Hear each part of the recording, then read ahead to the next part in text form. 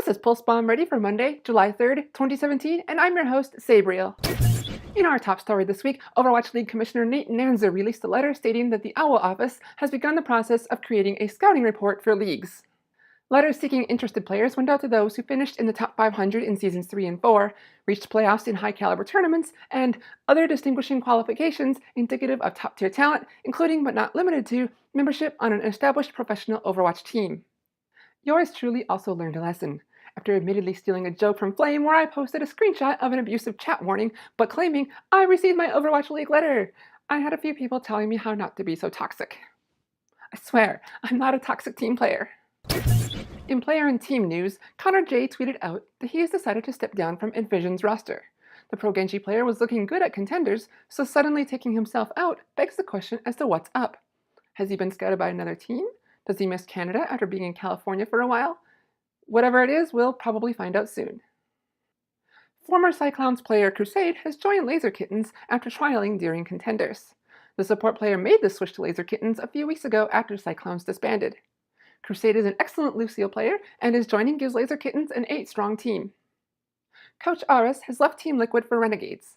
During his short tenure with Team Liquid, they were able to reach 2nd place in Overwatch Pit back in April, and 1st place in Group A of North American Contenders. After 2 or 3 days, his magic was not able to help Renegades in Contenders after they fell to FNRGFE, but Season 1 begins next month and they'll have another shot at the glory. Evil Geniuses announced on Saturday that they have released their roster after only being in the scene 2.5 months. In the announcement, it was said that the organization and players felt that things weren't working out due to team synergy not being where it should be, and that the players have requested to be released. Arc6, formerly Yikes, had a few roster changes to reveal this week. First up, support player Dahoon was released, and secondly, they picked up former Fnatic healer Custa. Custa typically plays Ana or Zenyatta, which allows Gingerpop to move into the Lucio role that Dahoon had, and Gingerpop will take over as in-game leader. Always Suv, coach for Lunatic-Hai, recently revealed on a stream various details about Lunatic-Hai, its position in Apex, and even details on Who Are You. A Redditor translated much of the stream details, but here are a few highlights. When asked who they will face in the finals, without hesitation, he said Envious, because they have experience playing in semifinals and playoffs, while Condu Panthera do not. He also says Lunatic-Hai scrim about 10 to 12 hours a day, and that Guido became very depressed after his first outing and refused to talk to anyone for 2 days. Since then, he has become very receptive of feedback and has done so well in adapting to the team.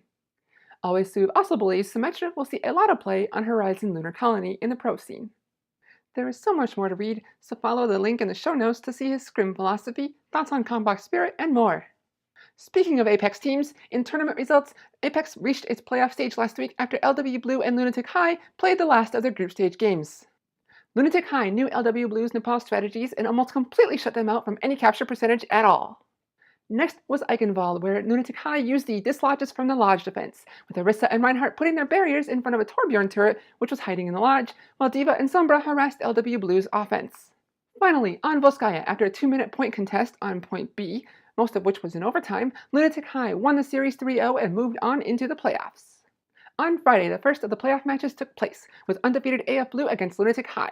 A few of Lunatic-Hai's tricks from earlier in the week fell flat because AF Blue was prepared for them, but in the end, Lunatic-Hai had more tricks up their sleeve and ended AF Blue's reign by winning 4-0. Lunatic-Hai's strong and sometimes highly aggressive supports are a huge factor in their success, due to the speed at which Toby and Jaehong are able to build ultimates. Will Condu Panthera or Envious be able to compete with them in the finals? We'll soon find out. This weekend also marked the finals for Contenders Season 0. There's a lot to cover, so let's get going.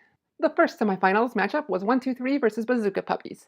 The Puppies were not prepared at all as they struggled against a strong 1-2-3 defense. Also hindering Bazooka Puppies were Rubicon's aggressive transcendences, which repeatedly failed to help the team push or hold any points. 1-2-3 moved into the finals after winning 3-0.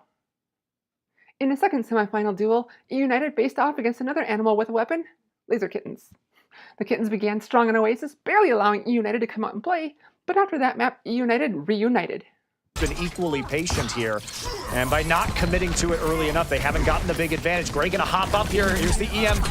Yep, gets a big EMP off. Oh! Triple pulse bomb from Voluntaria, and that is a nightmare scenario for Laser Kittenz. E-United made mincemeat out of Laser Kittenz, going 3-1 and into the finals. Scrim Buddies 123 and E United were pit against each other in the finals.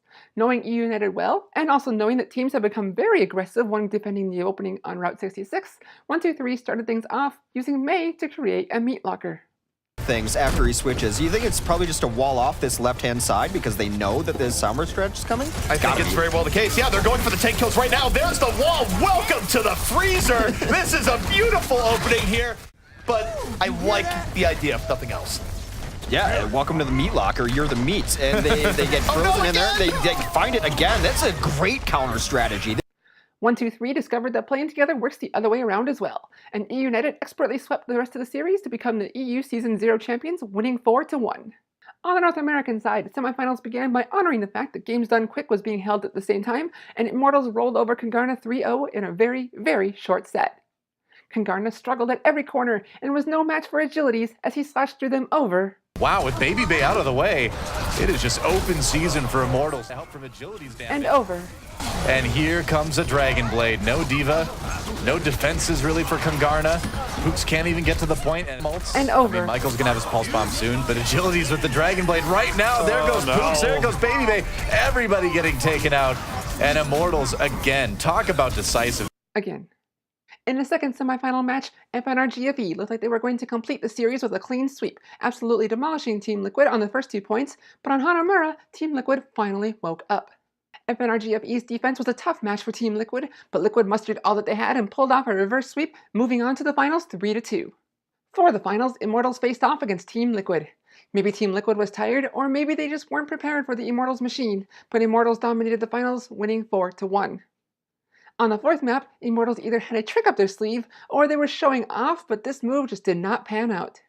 Agilities, and this is going to be a sneaky little dive onto Team Liquid to hang. I feel bad for what might be about to happen to you. Rafa does play Widowmaker here, so they are going back to that.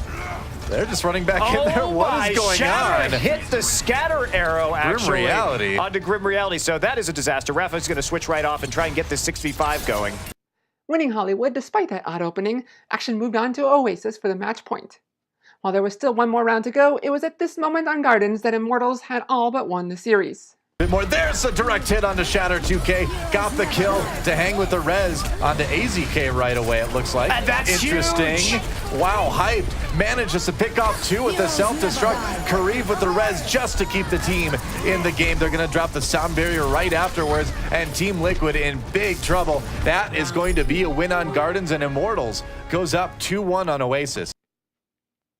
The top teams from Season 0 will be moving on to Season 1 in about a month and a half for their chance at a $100,000 prize pool for each region. That's all for Pulse Bomb Ready this week. I'm Sabriel, and you can follow me on Twitter at Sabreality, and don't forget to subscribe to the show and follow it at PBR_show. See you next time, and good luck out there, heroes!